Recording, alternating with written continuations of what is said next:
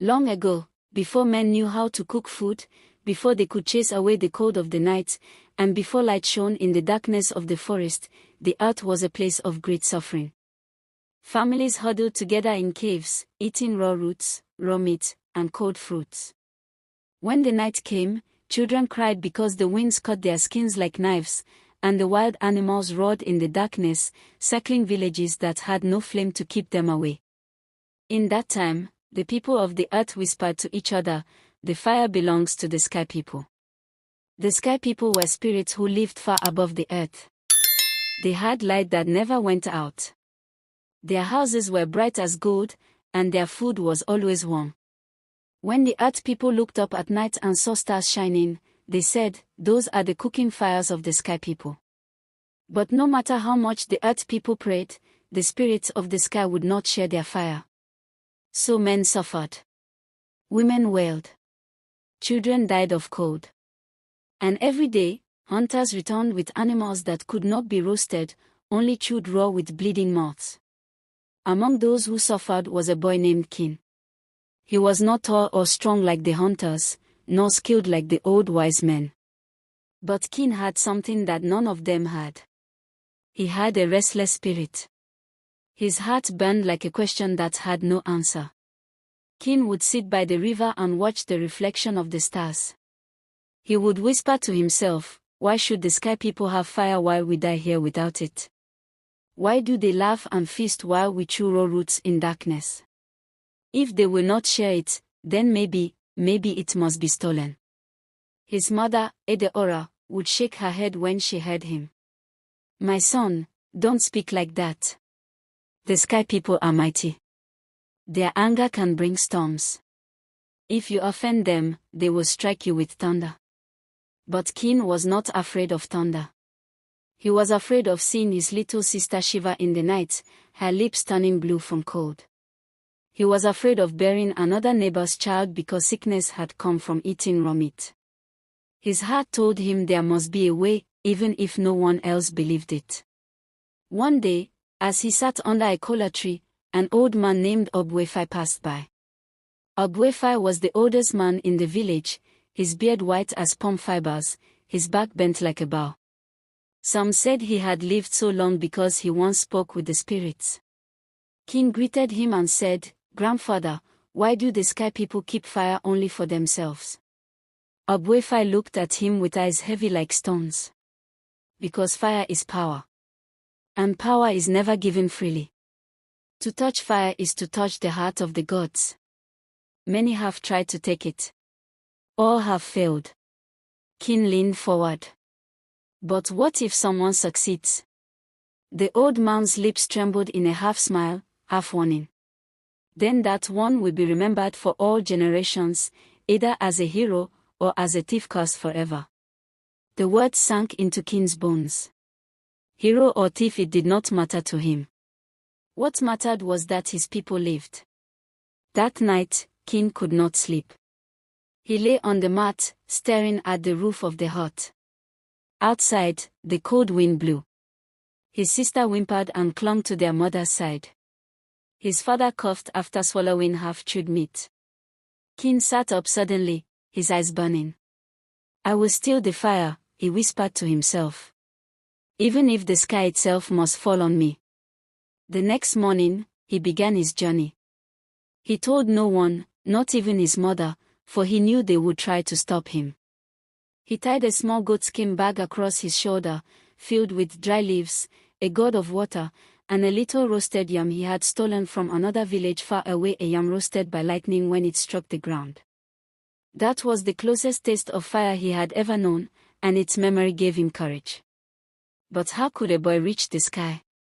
The story said that the sky people's kingdom floated far above the tallest palm tree, higher than the peaks of the mountains, even beyond the wings of the eagles. No man could climb there. No bird could fly so high. Still, Kin was not afraid. He walked deep into the forest where few dared to go. He sought out strange creatures and listened to their wisdom. The first creature he met was a tortoise sitting by the path. Its shell was cracked, and it looked weak. Kin bent down and said, "Old father, why do you sit here alone? The tortoise replied slowly, my shell is heavy, my legs are short. I cannot go far. King gave him water from his gourd. The tortoise drank and said, boy, your heart is kind. I cannot climb to the sky, but I can give you wisdom. The sky people guard their fire with a bird of flame, whose feathers burn like the sun. If you see it, do not stare too long, or your eyes will melt. King bowed and continued. The second creature he met was a spider weaving its web between two tall trees. King asked, little weaver, do you know the path to the sky? The spider laughed. Do I not weave ladders that catch the wind? If you follow my threads, you may climb higher than you dream. But beware, the higher you climb, the more the winds will try to throw you down. King thanked the spider and walked on. The third creature he met was an eagle perched on a cliff. Its wings spread wide, golden in the sun. King raised his hand and called out, Great eagle, your wings touch the clouds. Can you help me reach the sky? The eagle studied him. Many have asked me this. But why should I help you, little one? King stood tall. Because I do not ask for myself. I ask for my people, who suffer in darkness. I ask for my sister, who shivers each night. I ask for my mother, who cries because she cannot warm her children. The eagle tilted its head. You are brave. You are foolish. Yet I see truth in your eyes. I will not carry you to the sky, for no man's body can survive such heights. But I will give you one of my feathers. With it, you may summon the winds to lift you. But beware, the winds obey no one fully. If your heart is weak, they will cast you down. The eagle plucked a single long feather and dropped it into King's hands. It glowed faintly, as though touched by lightning. King thanked him deeply. Then he tied the feather to his goatskin bag and continued walking until he reached the tallest tree in the forest. It was an iroko, so tall that its head touched the clouds. King climbed. Higher and higher he went, his hands bleeding, his body trembling. The ground disappeared beneath him. Birds flew below his feet. Clouds gathered around his face. And still he climbed. When he could climb no more, he held the eagle's feather high and cried out, Winds of the earth, carry me. At once, the air roared. A mighty gust lifted him from the treetop and bore him upward, higher and higher, through the thick clouds, into the shining sky. His heart pounded. His eyes watered. Yet he did not let go. And there far above, in a land of endless brightness, he saw it. The kingdom of the sky people. Their houses were made of gold and crystal. Their voices rang like bells. And at the center of their land, on a great stone, burned the fire of the sky. It blazed with a light so fierce that even the sun bowed before it. King's breath caught in his throat. His journey had brought him here. But his challenge was only beginning. For as he stepped into the land of the sky people, the ground shook. A shadow rose before him.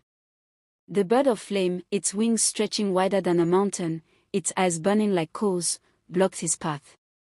Its voice thundered, Who dares to enter the kingdom of fire? And King, though his knees trembled, raised his head and answered, I am King, son of the earth. I have come to take the fire, for my people cannot live without it. The bird's feathers blazed. Its eyes narrowed. And the first test of the boy who would steal fire began. Heart of his village. The people gasped. They gathered around him. His mother cried out, King, my son. His sister ran to him, shivering in the cold night. King opened the goatskin bag. A golden flame leapt forth, rising into the air. The villagers stepped back, their eyes wide. And King, his body trembling, held out a burning branch. This, he said, is fire. It will warm us. It will protect us. It will feed us. It is ours now. The flame danced, and the night fled before it. But above, the clouds rumbled with anger. The sky people were not finished. The ground beneath Keen's feet was not soil, but something bright and shining, as though he stood on the skin of a star. The air around him burned with light, yet it did not consume his body. In front of him, wings like rivers of fire spread across the sky. The bird of flame was so huge that Keen felt like a grain of sand before a mountain. Its voice was thunder. Boy of earth, why do you step into the home of the sky people? Why do you come where no mortal belongs? Keen's throat was dry, his legs shook, but he lifted his chin. I came because the people of the earth are dying. We shiver in the night. We eat raw flesh. We bury children who could have lived if only warmth and light were ours. You keep fire, but we need it. If you will not share it, then I will take it. The bird's eyes blazed red. Take it. You dare speak of theft in the kingdom of the gods? Fire is not a toy for children. Fire burns. Fire destroys. Do you not fear it? Keen's voice wavered but did not break. I fear hunger. I fear the cries of my sister. I fear the graves of my people. Fire may burn us, but without it, we are already dying. The bird stared at him for a long moment. Then it opened its wings wider, and sparks rained like meteors. If you want fire, you must prove that you are worthy. None may touch the flame unless they pass the trials. Fail, and you will be turned into ash, scattered across the winds. Keen swallowed hard. Then let me face your trials. The bird's cry shook the heavens. So be it. The first trial is courage. Follow me. It beat its fiery wings and rose into the sky. Keen gripped the eagle feather and felt the winds lift him after the bird. They soared over golden rivers and mountains of crystal, until they reached a bridge made of lightning stretched across a bottomless pit. The bird said, "Cross this bridge. Look down, and you will fall. Fear, and you will burn." Keen stepped forward. The lightning bridge hissed under his feet. The pit below was endless, swallowing light. His legs trembled, but he remembered his sister's shivering lips, his mother's tears, and his father's cough. He whispered to himself, "Not for me, but for them." He walked. Each step burned his feet. The winds tried to push him off. The lightning struck at his ankles. But he kept going, his eyes fixed on the far end. And at last, though sweat poured from his body, he reached the other side. The bird of flame tilted its head. You have passed the trial of courage. Now comes the second trial, wisdom. It carried Keen to a wide hall of shining stone. In the middle stood 3 jars, each sealed with a golden lid. The bird said, "In one jar is fire. In one is water. In one is smoke. You may open only one. Choose wrongly, and the fire you seek will never be yours." Keen frowned. He walked around the jars. They all looked the same. The sky people had made the test to trick him. He listened closely. One jar hissed softly like running water. Another jar was silent. The last jar gave a faint crackle, as though something inside longed to escape. Keen bent close to the crackling jar. It was dangerous, yet alive. Fire was alive. It danced. It ate. It breathed. He touched the lid. It was hot. His heart leapt. He lifted it and flames leapt upward, dancing in the air before settling back into the jar. The bird of flame's eyes glowed. You have chosen wisely. You see with the heart, not only the eyes. Now comes the third trial, sacrifice. It carried him to a high mountain in the sky. At the top burned a small flame, bright as the sun. Around it stood statues of men, women, and children turned to stone. The bird said, "They too sought fire. They came with brave hearts and clever minds. But when asked for sacrifice, they could not give it. Now they remain here forever. If you want fire, you must offer something precious, something you cannot regain.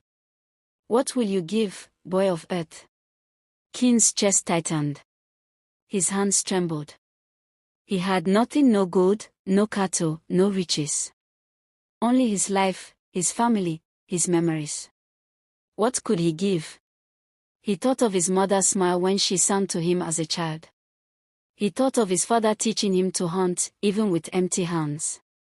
He thought of his little sister's laughter before the cold stole it away. Tears filled his eyes. If I must give, then take from me my name. Let the world forget me. Let my people never remember who brought them fire. I do not need glory. I do not need songs. I only want them to live. The statues shook. The flames roared. And the bird of flame lowered its head. You are the first to offer yourself without pride. You care not for fame, but for life.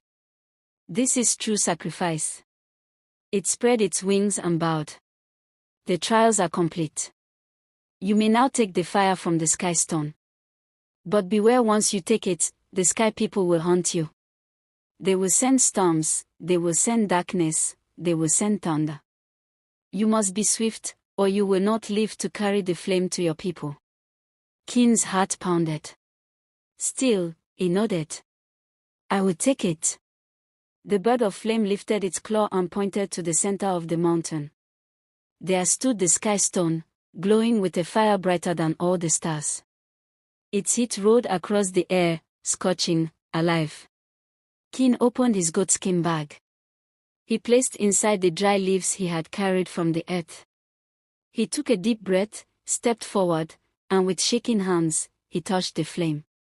It leapt into the leaves, lighting them. His bag burned with golden fire, yet it did not consume. The fire clung to the leaves, waiting. At once, the sky shook. The clouds turned black. Lightning tore the heavens. A voice boomed, "Thief! Mortal thief! You dare steal the heart of the sky!" The ground trembled. From the far side of the kingdom, the sky people rose. They were tall and shining, their eyes like suns, their voices like drums. They lifted their hands, and storms gathered. The bird of flame cried out to Kin, "Run, the fire is yours, but you must escape before they strike you down." Kin clutched the bag tight and ran. His feet struck the glowing stones, his breath came like fire. Behind him, thunder crashed. Bolts of lightning split the sky, aiming for his back. He stumbled, but he did not fall. The eagle feather on his back began to glow. He raised it high, and the wind screamed around him, lifting him into the air. He soared over rivers of light, over mountains of crystal, as lightning chased him, burning the clouds. The sky people shouted, "Bring him down. He must not live with the flame." They threw spears of thunder. One struck his arm, and pain tore through him, but he held on. Another struck the bag, but the fire did not go out. It clung stubbornly to the leaves, as if it too wanted to live. At last, he saw the edge of the kingdom. Below him stretched the endless clouds. Beyond them waited the world of earth, dark and cold. The bird of flame appeared beside him, wings blazing. "Go, boy. Take the fire. But remember, it is not only a gift. It is also a curse. Use it with wisdom, or it will consume you." Kin shouted above the storm, "Thank you." Then he leapt. Down he fell, through the roaring winds, through the black clouds, through the storms. The sky people howled after him. His body twisted, his arms ached, his lungs burned. But the bag stayed clutched to his chest. The fire stayed alive. And when at last he burst through the clouds, the earth lay beneath him, green forest, winding rivers, tiny villages waiting in darkness. Kin spread the eagle feather once more.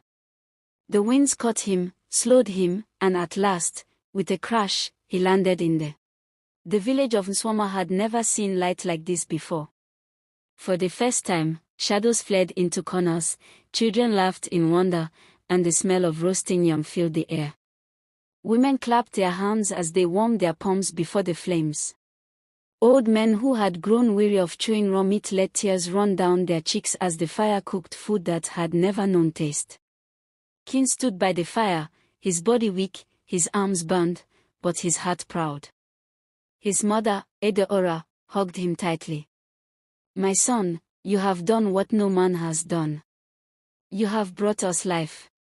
But as the people rejoiced, the sky grew dark. The stars vanished. The moon hid her face. The wind screamed across the trees. From far above, the thunder boomed. "The boy has stolen our flame, the earth people must pay." The villagers froze. The fire cracked in the center of the village, but the warmth of it could not drive away the fear that gripped their hearts. Then the storm came. A great bolt of lightning struck the forest. Flames leapt up, burning trees, chasing animals into the night. Another strike split the river, sending boiling water into the air. The people screamed and scattered. Kin stood in the middle, clutching a burning branch. His voice shook but carried across the storm. "Do not fear. The fire is ours now.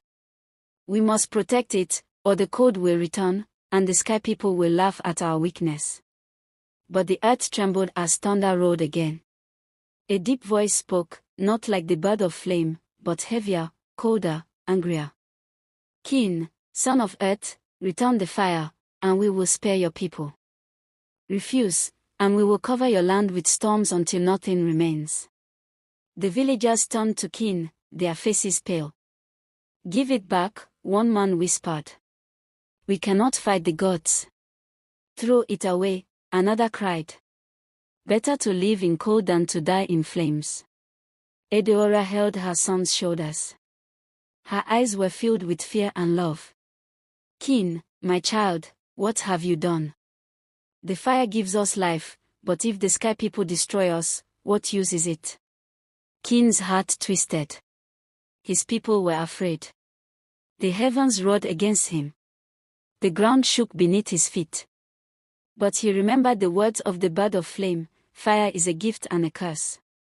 If you take it, you must bear its weight." He stood tall, though his legs trembled. "I will not give it back. If the sky people strike us, let them strike me. I stole the fire. I alone will carry the punishment." The clouds thundered, and a voice answered, "So be it." The sky split open, and from it descended a storm spirit. Its body was made of black wind and flashing light.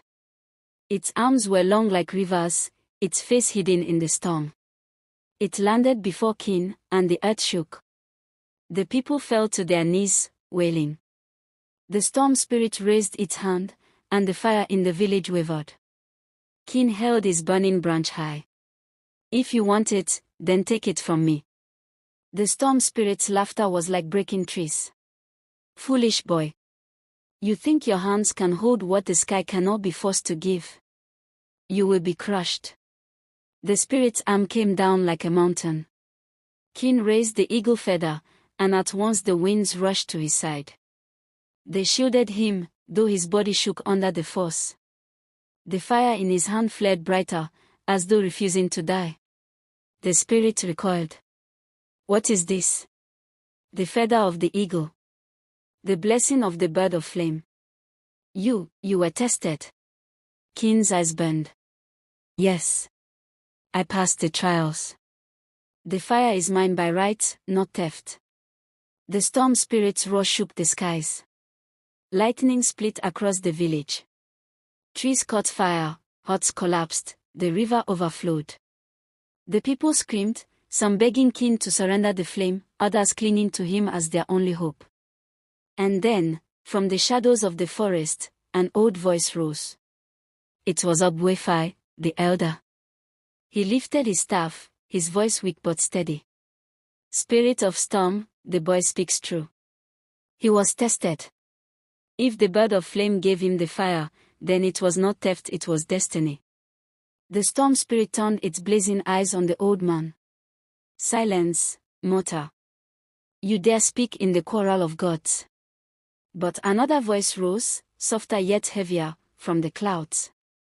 "Enough." The storm fell still. The people held their breath. The clouds parted, and from them stepped a figure of blinding light. Tall as the Iroko, shining as the morning star, it was one of the sky people themselves. The villagers fell flat on the ground, their foreheads pressed to the earth. Kin stood shaking, the fire still in his hand. The shining figure spoke. Kin, son of earth. You climbed where no man climbs. You faced the bird of flame. You bore the trials. By courage, wisdom, and sacrifice, you have claimed the fire. The storm spirit growled, he is a thief, he defies us. But the shining figure lifted a hand. He is no thief. He is a bridge between earth and sky. The fire belongs to the sky people, but now it also belongs to the earth. This is the will of the flame itself. The storm spirit howled, but it could not disobey. It dissolved into mist, and the thunder grew quiet. The shining figure turned to Kin. But know this, fire is both gift and curse. It will warm your people, cook your food, and light your nights. But it will also burn your homes, destroy your forest, and devour if you do not respect it. You have brought both life and danger to mankind. That is the burden you must carry. Kin bowed his head. I accept it. The figure nodded. Then keep it. Teach your people to honor it. But remember, you will pay a price. With that, the figure rose back into the clouds. The storm faded, the stars returned, and the night grew calm again. The villagers lifted their heads. They looked at the fire, then at Kin. Some eyes were filled with gratitude, others with fear. But no one could deny that the world had changed. From that night, fire lived among men. They built huts in their huts. They roasted yam, cooked meat, and kept away the wild beasts. Warmth filled their homes, and light drove away the endless darkness. But also from that night, fire began to burn forests, to spread across dry fields, to destroy when men were careless. And whenever it did, the people remembered the words of the sky people, gift and curse. As for Kin, he became both hero and warning. Children whispered his name by the fire, and mothers told the story of how he climbed the sky. But Kin himself remembered his vow. He had given away his name to the sacrifice. And so, though the people loved him, he would never let them honor him as a king. He sat by the flames each night, watching them dance, whispering to himself, "This is not mine. This belongs to all." And high above, in the kingdom of the sky people, not all were pleased. For some whispered among themselves, if one boy of earth could steal fire, what else might mortals steal one day? The story of Kin was not finished. The gift he brought would shape the earth forever. At first, the fire was a blessing. Children laughed around the flames as they warmed their hands. Women roasted yam and fish, filling the air with sweet smells that had never touched the earth before. Hunters brought back antelope, and instead of tearing the flesh raw, they feasted on soft, cooked meat. The old ones who had no teeth smiled again, tasting food their mouths could finally chew. The nights became safer. Hyenas and leopards circled the village, but they dared not cross the bright flames. Mothers slept without fear that wild beasts would snatch their babies. For many days, the people praised Kin. "The boy has saved us," they said. "The boy has brought us the gift of the sky." But slowly, the gift showed its other face. One night, a careless man left a burning stick too close to the thatch of his roof. The flames caught quickly. Before the villagers could stop it, the fire devoured his hut. The man's family escaped, but all their belongings turned to ash. Another day, children played too close to the fire. A spark leapt onto a girl's wrapper, and it burned like dry leaves. She screamed, and though they saved her, the scar remained forever. Soon, quarrels broke out. One family accused another of stealing fire from their hearth. A man shouted at his neighbor, "Your flames are brighter than mine. You keep the best coals for yourself." The people began to see not only warmth and food, but danger and envy. Kin watched it all with heavy eyes. At night, he sat alone by the great fire he had first lit, whispering to himself. The sky people warn me. Fire is gift and curse. But how can I guide my people so they do not destroy themselves? One evening, the elders gathered. Ogwefai, the oldest, spoke with a grave voice. We must teach the people how to honor fire. It must not be left alone. It must not be wasted. It must not be used in anger. Fire is like a child, it must be cared for. Kin nodded. Yes. We must have rules. But not everyone agreed. A strong hunter named Is rose, his chest wide, his voice loud. Why should we fear fire? It is ours now.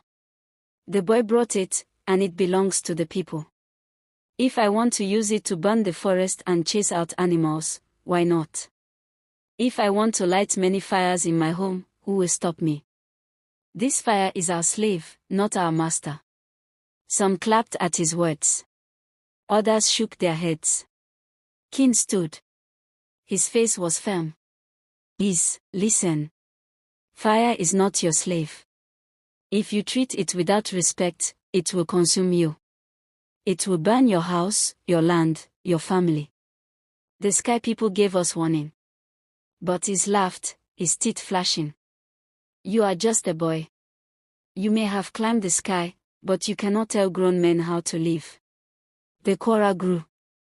The people divided, some sided with Kin, others with Is. And in the sky above, unseen by men, the sky people watched. Some smiled, saying, see. Already the fire begins to corrupt them. Others whispered, perhaps this is the balance, the gift is also a test. Weeks passed, and the fire spread across the land.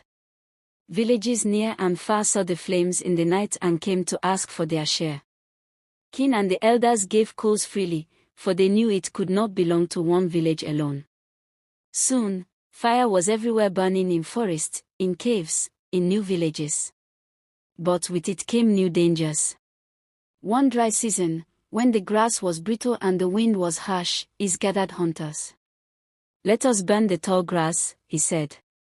The animals will run, and we will catch them easily. They set fire to the fields. The flames roared, chasing antelope and buffalo. The hunters rejoiced at first, spears in hand. But the fire ran too fast. It leapt into the trees, swallowed the bush, and roared toward the village. The people screamed.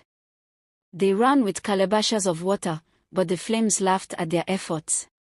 Roofs caught fire, food stores burned, and smoke filled the sky. Kin ran into the heart of the village, holding high a branch lit from the sacred flame. He shouted, pour water. Cut trees. Make a path. Do not let the fire reach everything. The villagers obeyed, and slowly, painfully, they stopped the fire. But many huts were gone. The air stank of ash. The people coughed, their eyes red. When the smoke cleared, they turned on Is. This is your doing, they cried. You have cursed us with your pride. Is tried to defend himself. I only wanted meat for the village. But the people would not listen. They drove him from the village, sending him into the forest. Kin stood among the ruins, his heart heavy. His mother came to him, her hands on his shoulders. My son, this is not your fault. But Kin shook his head. It is. I brought the fire. I gave them both gift and curse. Perhaps the sky people were right, we were not ready. That night, as Kin slept, he dreamed. He found himself standing once again before the bird of flame. Its wings spread wide, its eyes burning into him. You have seen the truth, it said. Fire gives, but fire takes. You gave it freely, but now men must learn its law. If they do not, fire will consume them. Kin fell to his knees. What must I do? Tell me how to guide them. The bird lowered its head. You cannot control all men. But you can teach. You can warn. You can remind them that fire is not a toy. Each generation must learn. That is the price of your gift. King bowed. Then I will teach them, even if they do not listen. When he awoke, he called the people. He stood before the great flame, his voice steady. Listen to me. Fire is like a spirit. It must be respected. From today, we will have laws for fire. No one will leave it burning without care. No one will use it to harm another. No one will burn the forest without wisdom. These will be the rules. Some nodded. Others murmured. But King's eyes shone, and his voice carried the weight of the trials he had faced in the sky. The people agreed, for they could not deny his courage. So the laws of fire were born. Still, King knew the truth. Fire would never be fully tamed. There would always be those who used it with wisdom and those who misused it. There would always be warmth and hunger, light and destruction. And he knew, too, that his story was not yet finished. For even as the people learned, the sky people had not forgotten. High above, they still watched. Some grew angry that mortals held the flame. Others wondered what else mortals might one day reach for. The gift had changed the world, but it had also opened a path that could never be closed. And deep in the forest, where he had been cast out, he sat among the shadows. His eyes burned with hatred, and his heart whispered dark thoughts. King brought fire. King is praised. But one day, I will show them that fire can destroy as well as save. One day, they will fear me more than they honor him. The curse of fire was not only its flames, it was the pride it lit in men's hearts. And that curse was only beginning. The morning after Kaito returned from the sky was unlike any other the village had known. The sun rose lazily, painting the clouds with soft streaks of orange and gold. Birds sang as though they too were celebrating. Children chased one another barefoot across the dusty paths, holding small bundles of dried wood. Everywhere the fire Kaito had stolen danced brightly, crackling in clay pots, leaping in hearts, warming the hearts of his people. The villagers gathered around him once again in the square, but this time there was no judgment, no anger, no fear. Only gratitude. The elders stood at the front, their gray hair glowing under the early sun. The chief raised his staff and declared, "Today we honor the boy who stole fire from the sky. Today, we see that courage can live in the smallest body, and greatness can rise from the humblest heart." A cheer roared across the crowd, louder than any the village had ever heard. The women clapped their hands and stamped their feet, creating rhythms that echoed like thunder. Men raised their spears and bowed to Kaito. Children lifted their little arms and shouted his name as though it were a song. Kaito stood there, overwhelmed. His heart swelled, but he could not smile proudly. He thought of the storm spirit's anger, of the sky that had darkened with rage, of the punishment that might one day fall upon them. He whispered to himself, "I did not do this for glory. I did it so no one would have to shiver in the cold again." The villagers, sensing his humility, quieted down. The oldest elder, her back bent with age but her eyes sharp as an eagle's, walked slowly toward him. She held out her hand, wrinkled and thin, and placed it gently on his head. "You are not just a boy anymore," she said. "You are a keeper of light. But remember this, fire is a gift and a danger. Use it to warm, not to destroy. Use it to bring life, not death." From that day, the people of the village learned to respect fire. They cooked their meals with it, they warmed their homes, they lit their gatherings under the night sky. But they also built rules: no one would leave fire unattended, no one would use it to harm, no one would let it burn the forest without need. Fire became a sacred trust, not just a tool. As for Kaito, his life changed. He was no longer mocked, no longer treated as the weak boy who could do nothing. Children followed him everywhere, asking him to tell the story of how he climbed the mountain, how he fought the storm, how he carried fire in his little god. Adults sought his advice, and even the chief listened when he spoke. But Kaito never let pride swallow him. He would often sit by the fire at night, staring into the dancing flames, and whisper, "I am only a boy who dared to climb." One evening, when the moon was full and silver, Kaito walked back to the mountain. Alone, with only the light of his torch, he climbed to the place where he had faced the storm spirit. The air was calm, the wind gentle. He stood there, lifted his torch high, and called softly, "Spirit of the storm, I know you are watching. I thank you for letting me live. I promise, your fire will not be wasted. It will not be used in greed, but in care." Far above, the clouds stirred. For a moment, lightning flashed in the distance, then faded. The wind brushed his face like a whisper of approval. Kaito smiled. He knew the spirit was still watching, but perhaps not with anger anymore. Years passed. Kaito grew tall and strong. He became a leader, guiding his people with wisdom beyond his age. Yet he always carried the memory of that night, when he was just a boy holding a tiny god of flame, trembling but determined. When he was old, with white hair and tired bones, Kaito gathered the children of the village around a great bonfire. The flames leaped high, their light painting his wrinkled face in gold. He told them the story of the night he stole fire from the sky. He told it not as a tale of pride, but as a lesson that courage is not being without fear. Courage is taking one step when fear is loud. Even the smallest hands can carry the heaviest gifts. Remember, children, the fire you see today will outlive me, and perhaps outlive you. Guard it. Share it. Respect it. For fire is life, but it can also be death. The children listened, wide-eyed, their faces glowing in the firelight. Some of them dreamed of climbing mountains, some dreamed of facing spirits, but all of them carried the story in their hearts. That night, as the fire crackled and the stars glittered like diamonds above, the people of the village knew that they were not just keepers of a flame. They were keepers of a story. The story of the boy who had dared to steal fire from the sky and give it to his people. And long after Kaito's bones returned to the earth, the fire still burned in the village, and the story was told again and again, across generations.